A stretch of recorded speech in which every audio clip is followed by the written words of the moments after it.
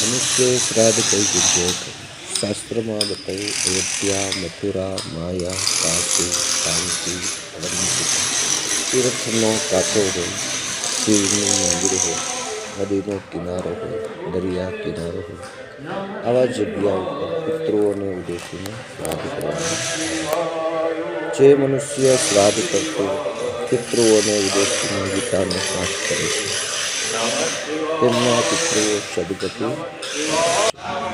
પિંડદાન, તર્પણ, શ્રાદ્ધ વિધિ, યજ્ઞ વગેરે કરવાથી બ્રહ્મભોજન પુણ્ય દ્વારા શ્રાદ્ધથી તૃપ્ત કરાયેલા પિતૃઓ પોતાના પરિવારને આશીર્વાદ આપી અને પિતૃલોકની અંદરમાં દશા શ્રાદ્ધ, એકાદશા શ્રાદ્ધ, દ્વાદશા શ્રાદ્ધમાં જે કાંઈ પણ પુણ્ય આપણને પ્રાપ્ત થશે એ બધું પુણ્ય આપણે આપણા પિતૃઓને અર્પણ કરવાનું છે, જેનાથી